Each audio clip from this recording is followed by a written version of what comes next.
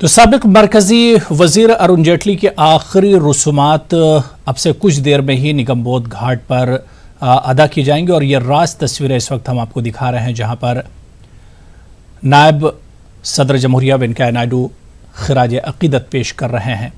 बड़ी तादाद में सभी पार्टियों के लीडरान पहुंचे हुए हैं और ये सीधी तस्वीर हम आपको इस वक्त निगमबोध घाट से ही दिखा रहे हैं, जहां पर आखिरी रसूमात अदा की जा रही हैं। तस्वीरों में आप देख सकते हैं कि मुल्क के नायब सदर जमहूरिया वेंकैया नायडू खिराज अकीदत पेश कर रहे हैं। बड़ी तादाद में अरुण जेटली के चाहने वाले अपने महबूब लीडर को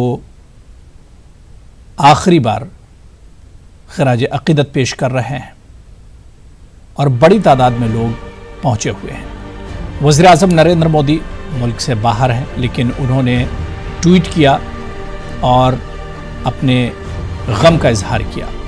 वज़ीर आज़म नरेंद्र मोदी ने कहा कि अरुण जेटली एक सियासी कदावर और कानून के मौल्लिम और उस्ताद थे। वो एक ऐसे रहनुमा थे जिन्होंने हिंदुस्तान की तरक्की में ताउन किया। जाहिर सी बात है कि अरुण जेटली जिस ओहदे पर रहे वहाँ पर उन्होंने शानदार कारकर्दगी अंजाम दी। मुल्क के वज़ीर दिफा की हैसियत से भी उन्होंने काम किया। इसके अलावा वज़ीर कानून भी रहे और मुल्क के वज़ीर ख़जाना भी रहे।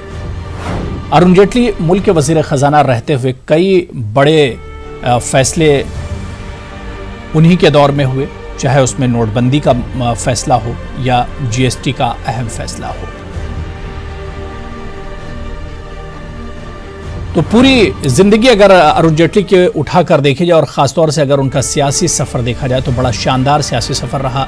बल्कि कहने वाले तो यहाँ तक कहते हैं कि अरुण जेटली बहुत अच्छे सियासतदान नहीं थे, लेकिन अरुण जेटली एक शानदार पॉलिसी मेकर थे और एक बड़े अच्छे पॉलिसी मेकर थे और हमेशा बीजेपी के जो अहम फ़ैसले, पार्टी के जो अहम फ़ैसले हुआ करते थे, उसमें अरुण जेटली का बड़ा अमल दखल हुआ करता था। यही वजह है कि आज जब वो हमारे दरमियान नहीं हैं तो मुल्क के जो बड़े सियासी लीडरान हैं वो आज उनके कारनामों को याद कर रहे हैं। अरुण जेटली के इंतकाल के बाद वज़ीर दाखिला अमित शाह ने भी जो हैदराबाद के दौरे पर आने वाले थे, उन्होंने अपना हैदराबाद का दौरा मनसूख एक तरह से मुख्तसर कर दिया है। उन्होंने खुद ट्वीट करके कहा था कि अरुण जेटली के इंतकाल से इंतहाई दुखी हूँ, गम हुआ है। जेटली जी का जाना, उन्होंने कहा कि मेरा ज़ाती खसारा है। तो आखिरी रसूमात अदा की जा रही हैं और फ़ौरन